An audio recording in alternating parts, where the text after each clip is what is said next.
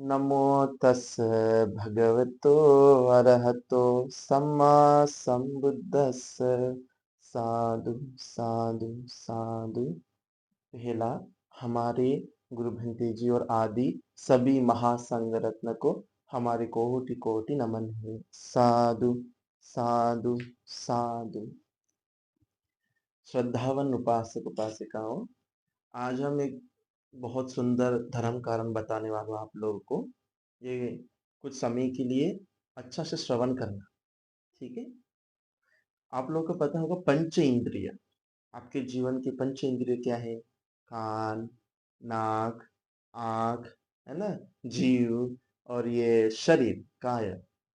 तो फिर भगवान बुद्ध जी ने बताया हमको, चक्षुना संवरो साधु, साधु सोते न संवरो, घानेन संवरो साधु, साधु जिह्वाय संवरो। हम हमारे ये आँख, जो आँख है ना, इसको नियंत्रण में रखना चाहिए। कान और ये नाक, जो हम सुगंध लेता हूँ, ये कान से हम शब्द लेता हूँ, ये जीव जो हम रस, है ना, जो हम टेस्ट करता हूँ, और ये शरीर काय को, ये पांचों को हम नियंत्रण में रखना चाहिए हमारे जीवन में। बहुत लोग नियंत्रण में न होने के कारण जीवन में बहुत समस्या आता है, बहुत अकुशल करता है लोग। भगवान बुद्ध समय पर भी बहुत सुंदर घटना हुआ था। उस समय पर एक दोस्त लोग था पांच। तो वो दोस्त पांच जन भगवान बुद्ध जी के धर्म सुन सुन के प्रसन्नता उत्पन्न होके, श्रद्धा उत्पन्न होके विहार में जाके भंते बन गया, शमन बन गया। तो उसके बाद शमन बनने के बाद ये लोग एक साथ रहता था, एक ही विहार में। तो उस समय वो पांचों ने अधिष्ठान लिया। एक भिक्षु ने हाथ उठाया कि मैं मेरे आंखों को नियंत्रण में रखूंगा। आंखों में नियंत्रण कैसे रखना चाहिए? हम हमारे आंखों से रूप देखता हूँ, है ना, हम उसके प्रति आसक्ति हो सकता हूँ, या फिर दुख हो सकता है, या फिर क्रोध उत्पन्न हो सकता है ना। तो वो चीज में नहीं फंस के मैं ये रूप देख के भी, ये अनित्य है, ये रूप बदलने स्वभाव से युक्त है, और ये रूप मेरा नहीं है, मैं नहीं हूं करके सोचना चाहिए। तो उस कारण से हमारे मन में राग द्वेष मोह उत्पन्न नहीं होता। आजकल हम रूप देखते, हजारों रूप देखते, तो हमारे दिमाग में हजारों विचारों आता है। तो वैसा ही हम कान से शब्द सुनेंगे तो, नाक से कुछ सुगंध लेंगे तो, और ये जीभ से कुछ हम टेस्ट रस लेंगे तो, या फिर हमारे शरीर में कुछ सुखदायक कुछ हमारे स्पर्श होता है तो, है ना, तो हम हमारे मन में राग द्वेष में उत्पन्न होने के बहुत कारण बनता है। तो फिर आप लोग इसको नियंत्रण में रखना चाहिए। तो एक भिक्षु ने बोला, मैं मेरे आंखों से देखने वाला रूप देख के भी मैं दुःख नहीं होऊँगा, मेरे मन में राग उत्पन्न नहीं करूँगा, मैं मोह-माया में नहीं फँसूँगा करके, द्वेष उत्पन्न नहीं करूँगा करके अधिष्ठान ले लिया। तो एक भिक्षु ने अभी आँखों को नियंत्रण करना है, अधिष्ठान कर लिया। दूसरे भिक्षु ने कान में, और दूसरे भिक्षु ने नाक, नास, और उसके बाद जीव, और उसके बाद शरीर। पाँचों भिक्षु ने 5-5 ये इंद्रिय धर्म को अ, अपने नियंत्रण में करूँगा करके अधिष्ठान ले लिया। एक दिन ये भिक्षु चर्चा करते समय बोला कि देखो, मैं एक भिक्षु ने बोला कि मैं आँखों को कंट्रोल करता हूँ, नियंत्रण में रखता हूँ, मैं श्रेष्ठ हूँ करके बोला। तो दूसरे भिक्षु ने बोला कि नहीं नहीं, मैं तो मेरे कान को नियंत्रण में रखता हूँ, सबसे श्रेष्ठ मैं हूँ। कान में कितना शब्द, कितना बुरा है, अच्छा सुनने मिलता है, पर मैं उसमें कुपित गुस्सा नहीं होता, या फिर मैं द्वेष नहीं करता, मोह माया में नहीं फंसता, राग उत्पन्न नहीं होता करके, ये तो बहुत मुश्किल चीज मैं ही करता हूँ करके एक भिक्षु ने बोला। तो उसके बाद दूसरे भिक्षु ने बोला कि नहीं, तुम नहीं, मैं ही सर्वश्रेष्ठ हूँ, मैं मेरे नाक को कंट्रोल में करता हूँ, नियंत्रण में रखता हूँ। और वैसा वैसा पांचों भिक्षु ने, बाद में अभी पांचों के बीच में थोड़ा झगड़ा शुरू हो गया। तो ये भिक्षु वैसा करते हुए बोला कि चलो हम भगवान बुद्ध से पूछेंगे, हम पांचों से श्रेष्ठ कौन है। भगवान बुद्ध जी के पास जाके ये सब कारण बता।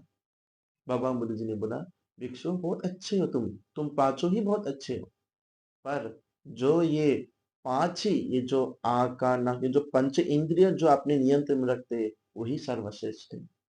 तो भगवान बुद्ध जी ने बोला, पहला भी समय कुछ लोगों ने अपनी ये पंच इंद्रिय को नियंत्रण में नहीं रखने के कारण वो लोग ने अपने जीवन विनाश कर दिया।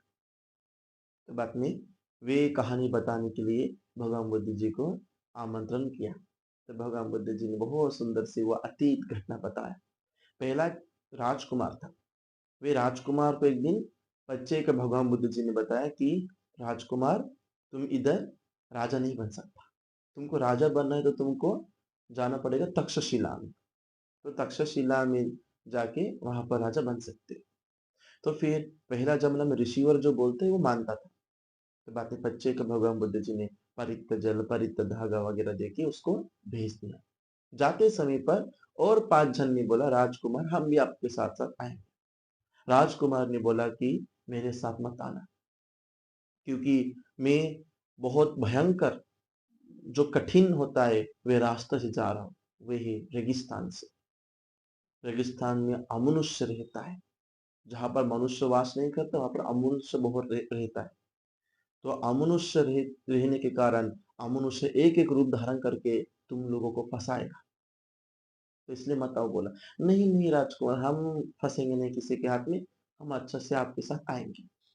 बाद में अभी ये 6 जन राजकुमार और वो 5 जन चले गए।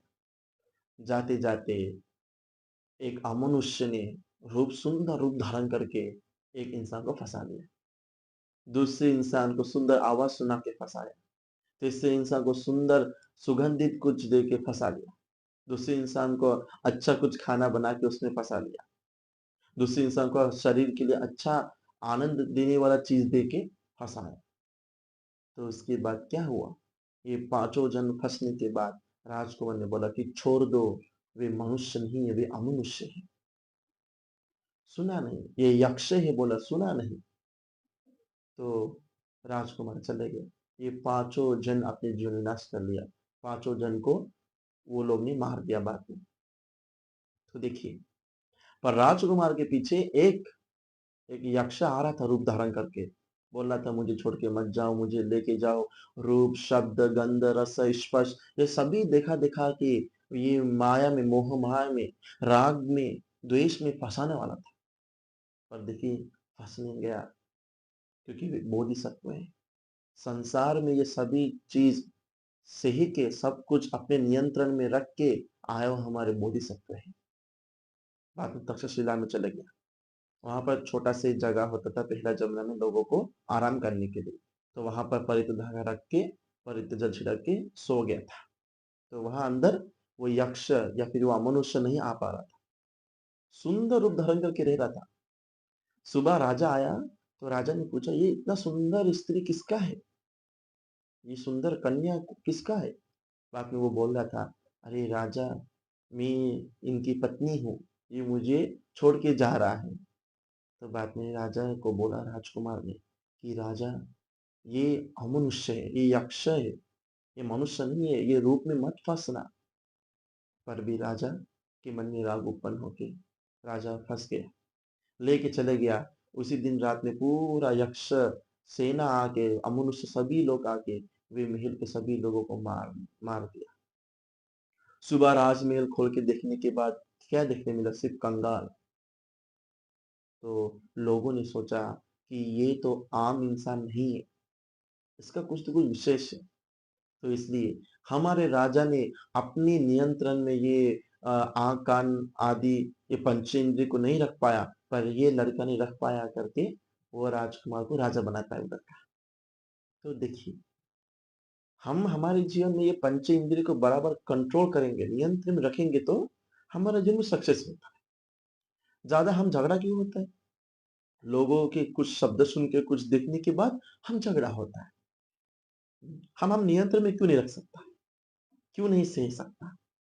तो देखिए, भगवान बुद्ध जी के शांति पारमिता, उनकी सहनशीलता की पारमिता देखिए कैसे। तो भगवान बुद्ध जी ने बताया हमको, जितना सके ये रूप देखने के बाद ये रूप में मत फंसना। कि जितना भी सुंदर है, जितना भी सुंदर आवाज सुनने मिले उसमें फंसना नहीं। या सुगंध मिले, अच्छा खाना, कुछ अच्छा रस मिले, कुछ काया में स्पर्श मिले, उसमें फँसना नहीं। भगवान बुद्ध जी ने बताया, जिसने भी इसको कंट्रोल कर दिया, तो वे भिक्षु निर्वाण को बोध किया, निर्वाण को बोध किया। तो बाद में भगवान बुद्ध जी बहुत सुंदर और एक गाथा बोलता है, कायेन संवरो साधु साधु वाचाय संवरो, मनसा संवरो साधु साधु सब्बत संवरो, सब्बत संग भिक्षु सब दुःखापमुच्यते। हमारे शरीर को हम नियंत्रण में रखना चाहिए, कंट्रोल करना चाहिए। हमारे शब्दों को हम कंट्रोल में रखना चाहिए, नियंत्रण में रखना चाहिए।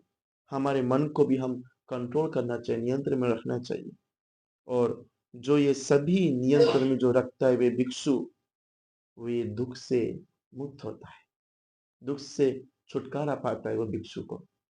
तो देखिए, आप जीवन में दुख दुख बोलते हो ना, तो ये पांचों इंद्रियों को आप नियंत्रण में रखिए, संभल के रखना, ठीक है। तो इसलिए ये भयंकर संसार में आया है, इस संसार में आया हुआ हम लोग कब तक जाएंगे संसार में, और ये पंच इंद्रियों को हम नियंत्रण में न रखने के कारण ही हम संसार में जा रहे हैं। तो इसलिए ये भयंकर संसार से हम पार जाने के लिए, ये दुखित संसार के सागर से पार जाने के लिए, और ये पंच इंद्रियों को हम नियंत्रण में रखने के लिए आप और हम सभी को भाग्य मिले करके सभी को हम आशीर्वाद करता हूँ। साधु साधु साधु। नमो बुद्धाय।